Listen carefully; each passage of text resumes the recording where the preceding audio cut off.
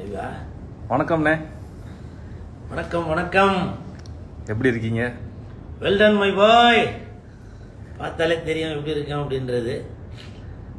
Big Boss season 7 புண்ணியத்தில் చాలా బాగుంది. பிக் பாஸ் வீட்டை விட்டு வெளில வந்த பிறகு உங்களுக்கு எப்படி இருக்கு? ஏதோ ஒரு நான் எப்படி சொல்றதுன்னே தெரில. எனக்கு டோர் திறந்து வெளியில் வந்தேன்ல, அப்போ வந்தவொடனே கண்ணெல்லாம் கூச ஆரம்பிச்சிருச்சு. அந்த அந்த லைட்டு வெளிச்சத்திலே இருந்துட்டு வெளி உலகம் பார்க்கும்போது ஏதோ அது எப்படி சொல்கிறதுனே தெரில, வார்த்தைகளே இல்லை. அப்படி வந்தவொடனே அப்படியே கண்ணு கூசுகிற மாதிரி ஆகிப்போச்சு. ரொம்ப சந்தோஷம். உள்ளே இருக்கும்போதும் ஃபேமிலி ஞாபகம் இருந்ததுனால நான் உள்ளே மெயின்டைன் பண்ண முடியல. மற்றபடி சந்தோஷமாக தான் இருந்தேன் வெளியில் வந்தது. பிக் பாஸ் வீட்டுக்குள்ள யார் பொய்யா இருக்காங்க, யார் உண்மையாக இருக்காங்கன்ட்டு நீங்கள் நினைக்கிறீங்க? ஒரு 2-3 பேர், 3 பேர் உண்மையாக இருக்கிறாங்க. மீதியெல்லாம் சும்மா ஏதோ இருக்கணும் அப்படின்ட்டு சொல்லி தான் இருக்கிறாங்க. அதாவது என்னை பொறுத்த வரைக்கும் என்னன்னாக்கா, நம்ம பிக் பாஸ்க்கு போகிறோம் அப்படின்னாக்கா நீங்கள் என்ன பண்ணணும்னா, பெரிய பெரிய திருடன், கிரிமினலு, கொல்லக்குட்ட தலைவன் இவங்ககிட்டலாம் போய் ஒரு 6 மாதம் ட்ரைனிங் எடுக்கணும். எப்படி எப்படிலாம் கேம் விளாட்லாம், எப்படி எப்படிலாம் மாற்றி மாற்றி பேசலாம் அப்படின்ற மாதிரி போய் ட்ரைனிங் எடுக்கணும். அப்புறம் இன்னொரு 6 மாதம் வந்து காவல்துறை, உதாரணத்துக்கு நம்ம தமிழ்நாடு காவல்துறையை எடுத்துக்கலாம். தமிழ்நாடு காவல்துறையிட்ட போயிட்டு ட்ரைனிங் எடுக்கணும் ஒரு 6 மாதம். அந்த கிரிமினல் வேலை செஞ்சவங்களெல்லாம் எப்படி கண்டுபிடிக்கலாம். ஸோ இப்படிலாம் வந்து நம்ம ட்ரைனிங் எடுத்துகிட்டு போனால் தான் அங்கே போய் பக்காவாக விளையாட முடியும். நான் எந்த ஒரு ப்ரிப்பரேஷனும் இல்லாமல் போனதுனால தான் எனக்கு அங்கே வந்து விளையாட முடியல.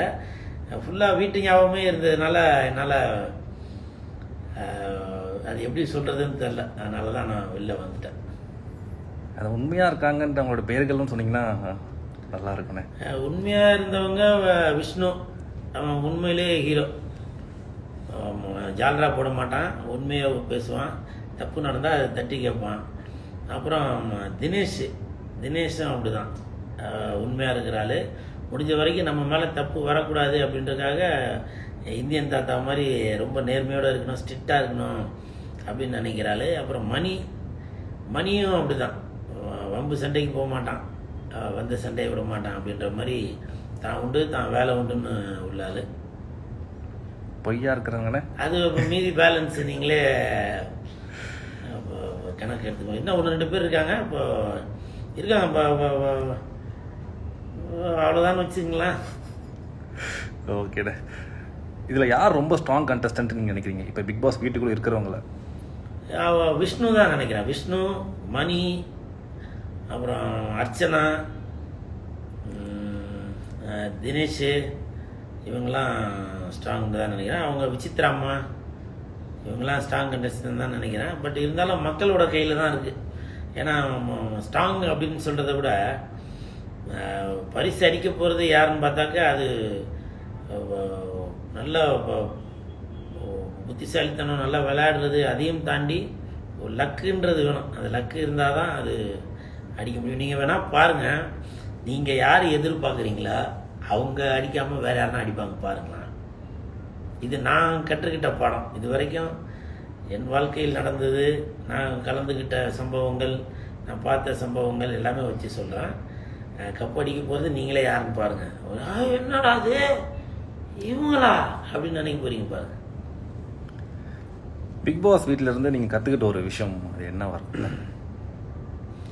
கற்றுக்கிட்ட விஷயம் பொறுமையை கடைபிடிக்கணும் அப்படின்ற ஒரு விஷயத்த கற்றுக்கிட்டேன். இன்னொன்று சகிப்புத்தன்மை வேணும். உள்ளே போயிட்டாக்க சகிப்புத்தன்மை இருந்தால் தான் உள்ளே இருக்க முடியுமே. ஏன்னா நான் வந்து கொஞ்சம் பங்க்சுவாலிட்டி கீப்பப் பண்ணுறாள். இப்போ கூட பாருங்கள், நான் லைவுக்கு வரும்போது வந்தவொடனே கேட்டேன், என்ன சார் கரெக்டாக சொன்ன டைமுக்கு வந்துட்டீங்க அப்படின்னாங்க. ஸோ அந்த மாதிரி எல்லாமே வந்து கரெக்டாக இருக்கணும் அப்படின்னு நினைக்கிறாள். அதனால் வீட்டில் பார்த்தீங்கன்னாக்கா துணிமணி அது இதுன்னு எல்லாருமே அங்கங்கே போட்டு வச்சுருப்பாங்க. அது ஒரு ப்ராப்பராக இருக்காது. ஒரு ஹாஸ்டல், லேடிஸ் ஹாஸ்டல் எப்படி இருக்குமோ அது மாதிரி தான் இருக்கும். ஒரு ஜென்ஸ் ஹாஸ்டல் எப்படி இருக்குமோ அப்படி தான் இருக்கும். ஒரு சிலர் அவங்கவுங்க பொருளை பத்திரமா வச்சுப்பாங்க. ஒருத்தவங்க குளிச்சுட்டு துண்டு அங்கே தூக்கி போட்டுறது, பனியன் எங்கே தூக்கி போட்டுறது, பேண்ட் அந்த பக்கம் போடுறது, டிஷர்ட்டு அதெல்லாம் கிடக்கும். அப்படிலாம் இப்போ கூட எலிமினேட் ஆகி போனவங்களோட ட்ரெஸ்ஸு இன்னமும் துணியில் காஞ்சிட்டு இருக்குன்னா இப்போ பார்த்துக்குங்க. நீங்கள் வெளியில் வந்த பிறகு உங்கள் ஃபேமிலி மீட் பண்ணீங்களா? என்ன சொன்னாங்க? மீட் பண்ணால் ரொம்ப ஒரு விதத்தில் என் மேலே கோபமாக வேறு இருந்தாங்க. என்ன வந்துட்டீங்க, நாங்கள் நல்லா தானே இருக்கிறோம் அப்படின்னு. இருந்தாலும் ஆடு மாடு இல்லாதால் அடமலைக்கு ராஜா, பொண்டாட்டி பிள்ளை இல்லாதால் பஞ்சத்துக்கு ராஜா அப்படின்னு சொல்லுவாங்க. என்ன தான் அவங்க சொன்னாலும் என்னுடைய குடும்பத்தை நான் தானே பார்க்கணும் இல்லையா. அவங்க எனக்கு ஆறுதலுக்காக சொல்லலாம், இதெல்லாம் அவங்க மனசுக்குள்ளே ஒரு கவலைகள் இருக்க தான் செய்யும். எப்படி தான் இருந்தாலும் வீட்டுக்கு ஒரு குடும்பத் தலைவர் இல்லைன்னா அது பெரிய பிரச்சனை தான். அது அவங்களால அதை சமாளிக்கிறது கொஞ்சம் கஷ்டப்பட்டு தான் இது பண்ணுவாங்க. இருந்தாலும் என் மனசு நோகக்கூடாது அப்படின்றதுக்காக அவங்க இன்னும் கொஞ்ச நாள் இருந்திருப்பீங்கன்னு பார்த்தேன் அப்படின்னாங்க. அதுக்கு காரணம் என்னைய விட பிக் பாஸை அவ்வளோ ரசித்து பார்த்துருக்காங்க, அதுதான் காரணமே. ஸோ பிக் பாஸ் ஃபினாலேயில் அந்த கடைசி 5 பேர் ஃபினாலிஸ்டில் நிற்பாங்களே, யார் யாராக இருக்கும்? இல்லை, கூல் சுரேஷாக கூட இருக்கலாம். எனக்கு நேற்று கூட ஒரு கனவு வந்துச்சு. அந்த 5 பேரில் கமல் சார் சொல்லியிருந்தார் இல்லையா, நீங்கள் நல்லா ஆடி இருந்தீங்கன்னாக்கா நானும் உங்கள் கையை தூக்கியிருப்பேன் அப்படின்னு. அப்போ எனக்கு கூட கனவுல வந்துச்சு. திடீர்னு ஏதோ அதான் சொன்னேன் இல்லையா, குருட்டு அதிர்ஷ்டம் வேணும். அந்த அதிர்ஷ்டம் இருந்துச்சுனாக்கா நானும் கூட போய் நின்றுருப்பேன். பட் என்னால் அவ்வளோதான் முடிஞ்சுது. 5 பேரில் யார் நிற்பான்னு நினைக்கிறேன்னாக்கா விசித்ராமா இருக்கலாம், அர்ச்சனா தங்கச்சி இருக்கலாம், விஷ்ணுவாக இருக்கலாம், தம்பி மணியாக இருக்கலாம், தம்பி தினேஷாக இருக்கலாம். இப்படி இவங்கெல்லாம் நான் எதிர்பார்க்கும் போட்டியாளர்கள். ஸோ இப்போ எலிமினேட் ஆகி போயிருப்பாங்களே, அவங்கள யாரும் ஃபினாலிக்கு வந்திருக்குந்தா நல்லா இருந்திருக்கும். இல்லை, இது நீங்கள் இப்போ கேட்ட கேள்வி கல்வெட்டில் எழுதி வைக்க வேண்டிய கேள்வி. அது மாற்று கருத்தே இல்லை. என் உடன்பிறவா தம்பி பிரதீப் தான், அதில் எந்த மாற்று கருத்துமே இல்லை. ஏன்னா அவன் விளையாட்டு மேலே அவ்வளோ வெறியாக இருந்தான். அவனுடைய அதான் நான் தான் சொன்னேன் இல்லையா, எவ்வளோ திறமைகள் இருந்தாலும் அந்த இதுதான் அவன் தான் நான் அடிப்பான், அவன் தான் கண்டிப்பாக. அப்படி ஒருவேளை அந்த ஸ்டேஜுக்கு வந்திருந்தாக்க நானே அவன் கையை தூக்கியிருப்பேன். இப்போ நானும் பிரதீப்பும் ஒன்றா நின்றுருந்தோம்னாக்கா, கமல் சார் எங்கள் 2 பேர் கையை பிடிச்சாக்கா நானே கமல் சாரோட கையை அவன் கையை பிடிச்சி பிரதீப்போட கையை தூக்குங்க சார் அப்படின்னு சொல்லியிருப்பான். ஸோ அந்தளவுக்கு நான் உள்ளே இருக்கும்போது கூட சொல்லியிருந்தேன். அது இப்போ மறுபடியும் சொல்லி பழசெல்லாம் எதுவும் ஞாபகப்படுத்த வேணான்னு நினைக்கிறேன். நான் அவன் மேலே ரொம்ப பாசமும் ரொம்ப நம்பிக்கை வச்சுருந்தேன். அவன் பிரதீப் தான் ஜெயிப்பான் அப்படின்ற ஒரு நம்பிக்கையில் இருந்தேன். அது காலத்தின் கட்டாயம் அப்படி இப்படின்னு போய் எப்படியோ முடிஞ்சு கடைசியில் வெளியில் போயிட்டான். நான் கூட அவன் வெளியில் போகிறதுக்கு எனக்கு விருப்பமே இல்லை. அந்த கன்ஃபெஷன் ரூமில் கூப்பிட்டு என்னை பேசும்போது கூட நான் இல்லை சார் வான் பண்ணி விட்டுடலாம் சார் அப்படின்னு சொல்லி தான் நான் சொன்னேன். அது லைவில் வந்துச்சா வெளியில் வந்துச்சா என்னன்றது தெரியல. பட்டு எனக்கு இவ்வளோ பெரிய பிரச்சனை ஆகும், அதுவும் இதை வேறு மாதிரிலாம் போகும்னு நான் எதிர்பார்க்கவே இல்லை. அது ஏதோ சொல்லுவாங்க, ஏதோ ஒன்று இது பண்ணப்போ பூதம் கிளம்பி வந்த மாதிரி அது எப்படியோ போச்சு. அது மன கஷ்டம் தான் எனக்கு பிரதீப் இல்லாதது. பிக் பாஸ் எபிசோட்ஸ்லாம் பார்த்தீங்களாண்ணே? பார்க்கலப்பா. ஏன் பார்க்கலனாக்கா, என்னை பற்றி சில பேர் நல்ல விதமாகவும் சொல்லியிருப்பாங்க, சில பேர் தப்பாகவும் சொல்லியிருப்பாங்க. இதெல்லாம் நான் தலைக்கு ஏற்றிட்டு அடுத்து நான் செய்ய வேண்டிய வேலைகளுக்கு தடையாக இருக்கும். அதனால் போற்றுவார் போற்றட்டும், தூற்றுவார் தூற்றட்டும், நம்ம பாட்டுக்க நம்ம வேலையை பார்த்துட்ருப்போம் அப்படின்ட்டு நான் பர்டிகுலராக பார்க்கல. நிறைய பேர் கூட நான் இதை பாருங்கண்ணா அப்படின்னு சொல்லி எடுத்து காட்டுவாங்க. இல்லைப்பா பரவாயில்லப்பா அப்படின்னு. சில பேர் ஃபோனுக்குன்னு பண்ணும்போது எதனா சொல்லுவாங்க. இப்போது நேற்று முந்த நாள் கூட அர்ச்சனாவோட அப்பா பிக் பாஸ் வீட்டுக்குள்ளே வந்திருக்காரு ஃபேமிலி ரவுண்டில். அப்போ அவர் சொன்னதாக சொன்னாங்க, இது மாதிரி கூல் சுரேஷ்க்கு நான் பேண்ட் ஷர்ட்லாம் எடுத்துகிட்டு வரலான்னு நினச்சேன், அவர் அதுக்குள்ளே எலிமினேட் ஆகிட்டார் அப்படின்னு சொல்லி சொன்னதாக ஒருத்தர் எனக்கு ஃபோனில் சொன்னார். அதே மாதிரி அர்ச்சனாவோட அப்பா இன்னொன்றும் சொல்லியிருக்காரு. அது என்னன்னாக்கா, கூல் சுரேஷ் அடிக்கடி சொல்லிகிட்டே இருப்பார், இந்த வீட்டில் நீங்கள் எப்படி நடந்துக்கிறீங்களோ இதை வச்சு தான் உங்களுக்கு வெளியில் வேலை கிடைக்கும், அதனால் நல்ல முறையாக நடங்கப்பா அப்படின்னு கூல் சுரேஷ் அடிக்கடி சொல்லுவார். அதெல்லாம் நீங்கள் எத்தனை பேர் ஃபாலோ பண்ணீங்கன்னே தெரியல அப்படின்னு சொல்லி அர்ச்சனாவோட அப்பா அவர் ஒரு காலேஜில் ப்ரொஃபஸராக இருக்கிறவர்.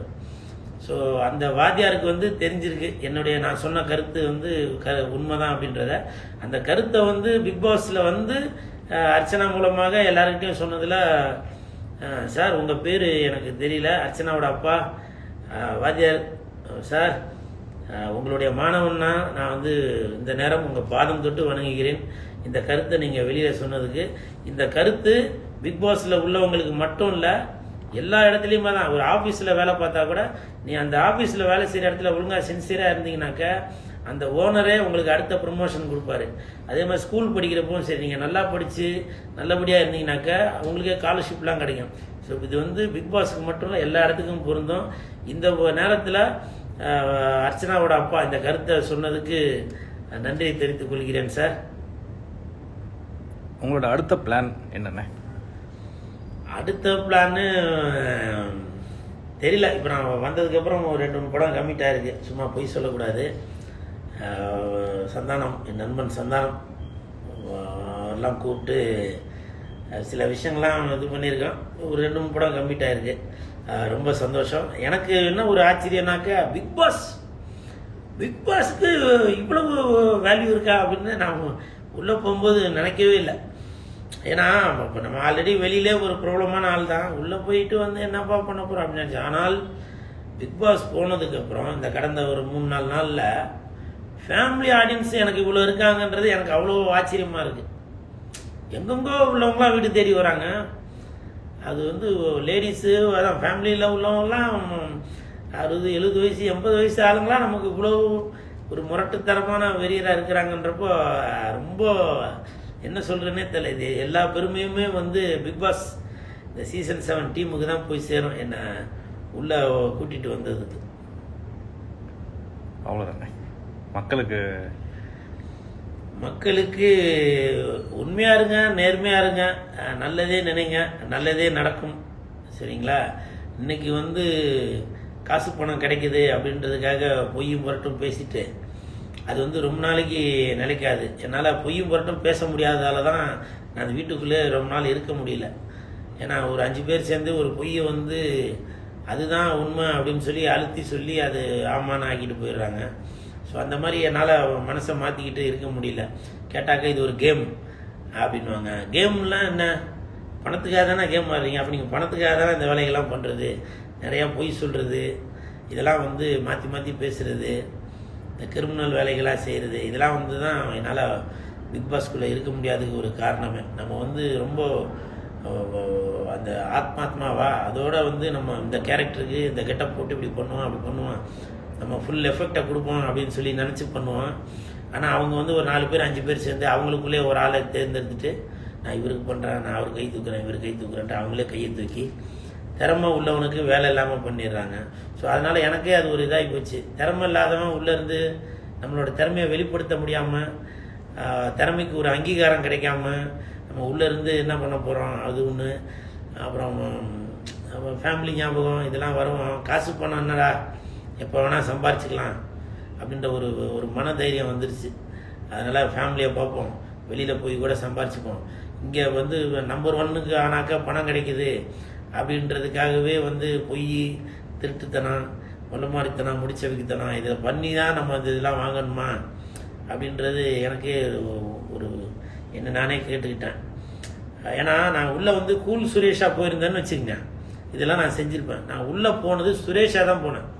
ஏன்னா நான் வீட்டுக்குள்ளே என் வீட்டிலே பார்த்தீங்கன்னாக்கா இந்த சினிமா சம்மந்தமாக எல்லாமே வீட்டு வாசலே விட்டுட்டு தான் வீட்டுக்குள்ளே போவேன். வீட்டு வாசலே கூல் சுரேஷ் இறங்கிடுவார். வீட்டுக்குள்ளே போகும்போது சுரேஷாக தான் போவேன்.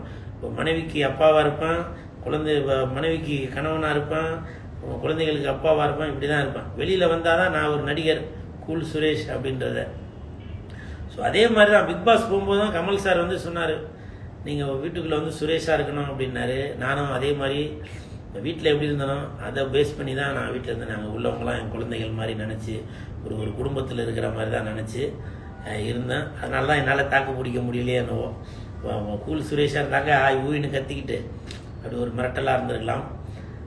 இப்படி சுரேஷாக இருந்ததால தான் இருக்க முடியலையே என்னவோ. எனவே நான் உள்ளே இருந்துட்டு வந்தது எல்லாரும் வந்து என்னை ரொம்ப பாராட்டுறாங்க.